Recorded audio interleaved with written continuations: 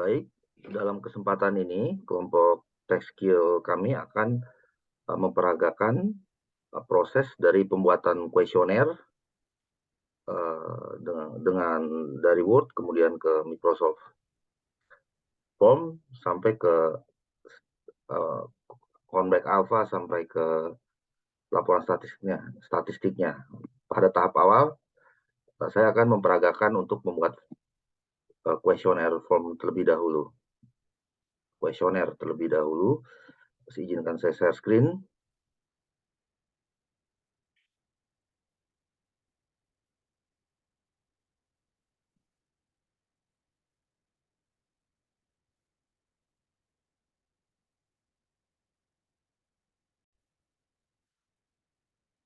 Baik, di sini saya telah mengetik kuesioner dalam MS Word yang secara garis besar adalah terdiri dari variabel Y sebagai variabel dependent dan variabel X sebagai variabel independent.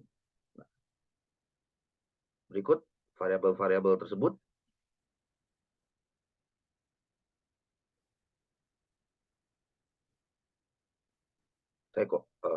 Ini telah saya ketik, jadi mohon izin, tinggal saya copy aja untuk mempercepat proses presentasi video ya. Saya akan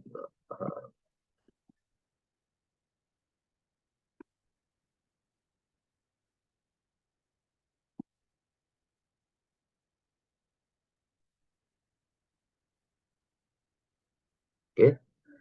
Nah, di sini dapat kita lihat Y sebagai variabel dependent adalah pemahaman mahasiswa hukum kelas karyawan dan X sebagai variabel independen. Ada 12 variabel,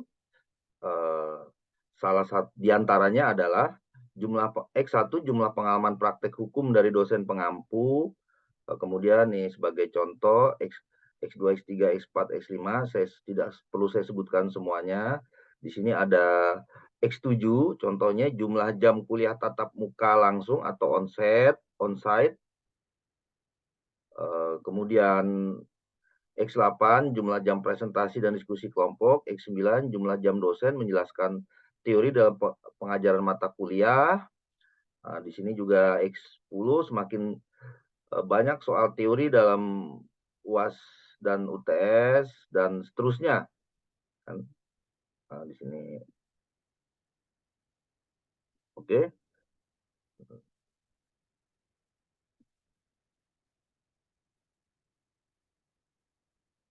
Kemudian dari pivot dari variabel-variabel tersebut yang telah saya ketik dalam Word, saya membuat daftar pertanyaannya berdasarkan variabel yang telah saya tentukan. Dalam hal ini variabel independen ya, variabel X. Sebagai contoh, saya ambil di sini X11 adalah semakin banyak soal kasus dalam UAS dan UTS. Nah, di sini saya buat pertanyaannya itu sebagai berikut. Contoh nih, nomor 11. Apakah menurut Anda dengan semakin banyaknya soal kasus dalam UTS dan UAS semakin menambah pemahaman Anda terhadap materi kuliah? Demikian juga untuk pertanyaan-pertanyaan lainnya, saya jabarkan dalam pertanyaan setelah saya tetapkan dulu variabel independennya. Misalnya contoh lainnya lagi adalah X9, jumlah jam dosen menjelaskan teori dalam pengajaran mata kuliah. Ya, nomor 9 di sini. Apakah menurut Anda dengan makin banyaknya jumlah jam dosen menjelaskan teori dalam pengajaran mata kuliah semakin menambah pemahaman Anda terhadap materi kuliah? Oke. Nah, dari pertanyaan-pertanyaan tersebut, saya buat dalam bentuk soal multiple choice. Multiple choice yang saya susun jawabannya sedemikian rupa, ya, berupa pilihan. Nah, berupa pilihan, misalnya untuk saya tetapkan dulu pertanyaan pertama, contoh untuk variabel Y-nya, untuk mengetahui pemahaman para siswa terhadap materi perkuliahan. Di sini saya bikin dengan nomor 1 saya sangat kurang paham, saya berikan nomor 1, 2 kurang paham, 3 netral, 4 paham, dan 5 sangat paham. Tetapi yang terpenting adalah pertanyaan-pertanyaan dari kuesioner yang akan kita ketahui kok hubungannya terhadap variabel Y. Dalam hal ini adalah variabel X-nya. Sebagai contoh, di sini dari nomor 1, ya, dari variabel nomor 1 ini kita buatkan jawabannya multiple choice dalam format pilihan dari sangat tidak setuju nomor 1, 2 tidak setuju, 3 netral, 4 setuju, dan 5 sangat setuju. Dan setelah kuesionernya lengkap dibuat dalam format MS Word, langkah selanjutnya adalah bagaimana memindahkan seluruh pertanyaan-pertanyaan ini ke Microsoft Form.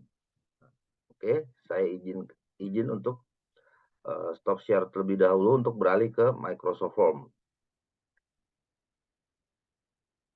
Oke.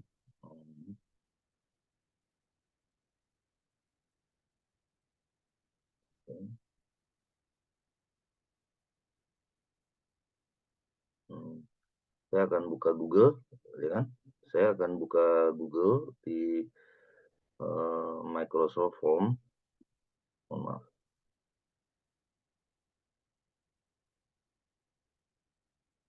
Oke.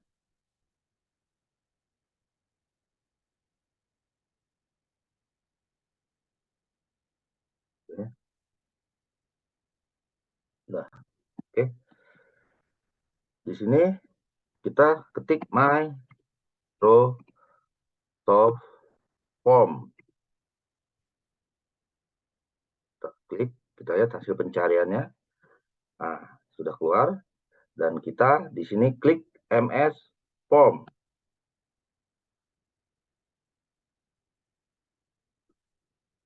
Nah, kita pilih New Form. Ini kita klik ya. New Form. Mohon maaf. New Form. Kita klik New Form. Oke. Nah, sudah terlihat di sini ada Untitled Form dan Add New. Untitled Form nanti akan kita ketik dengan Y sebagai judul surveinya. Apa yang akan kita tahu yaitu tadi pemahaman para mahasiswa terhadap pengajaran yang diberikan oleh dosen. Sedangkan Add New di sini nanti akan diisi pertanyaan-pertanyaan dan juga jawaban pilihan-pilihannya tadi dari sangat tidak setuju 1 sampai sangat setuju 5. Untuk detailnya akan dijelaskan oleh rekan saya, Bapak Yoga Putra Yudhistira. Silakan Pak Yoga, tolong dilanjutkan. Saya stop screen. Ya, terima kasih Pak Yosef. Saya lanjutkan proses selanjutnya. Bagian atas dari form, saya beri judul survei penelitian.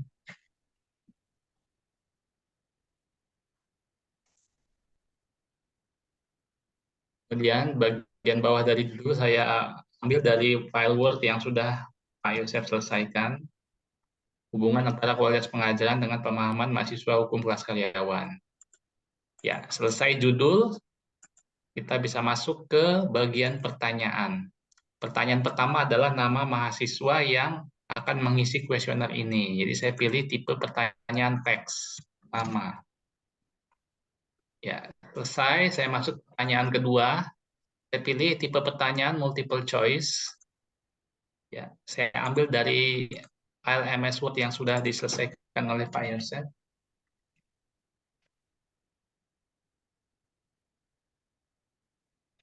Oke, ada 5 opsi yang bisa dipilih oleh responden, 1 sampai 5.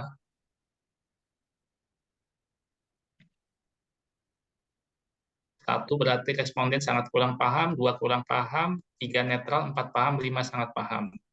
Ya, selesai pertanyaan kedua, lanjut ke pertanyaan ketiga. Kembali saya gunakan tipe multiple choice. Saya ambil dari file MS Word yang sudah diselesaikan oleh Pak Yosef.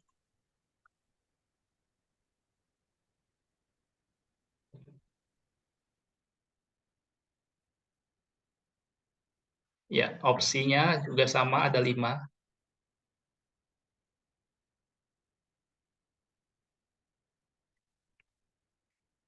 Ya, selesai pertanyaan 3, ini akan dilanjutkan sampai pertanyaan terakhir yang ada di dalam file MS Word.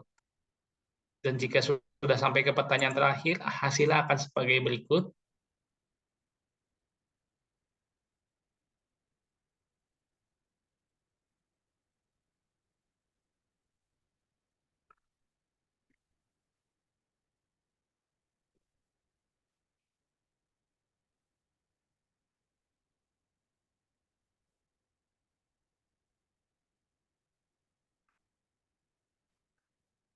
Ya, ini sudah sampai di pertanyaan terakhir, sudah siap untuk di-share ke populasi yang kami teliti. Saya akan klik collect responses. Untuk men-share, saya akan copy link. Tapi sebelum saya copy link, saya shorten URL terlebih dahulu agar linknya tidak terlalu panjang. Ya, demikian sudah menjadi lebih pendek. Saya copy link dan link ini saya sebarkan melalui media WhatsApp group untuk populasi mahasiswa kelas karyawan Fakultas Hukum. Ya, ketika hasilnya sudah mulai berdatangan, kita bisa lihat di tab responses. Ya, di sini sudah ada 30 respon yang masuk, kita bisa download dalam bentuk Excel, dan hasilnya akan seperti ini, ada nama dan jawaban dari masing-masing responden atas masing-masing pertanyaan. Hal ini saya teruskan ke Pak Naufal untuk tahap selanjutnya, yaitu perhitungan Cronbach alpha dan statistik deskriptif lainnya. Ya, demikian dari proses saya stop share dan saya teruskan proses selanjutnya ke Pak Naufal. Terima kasih.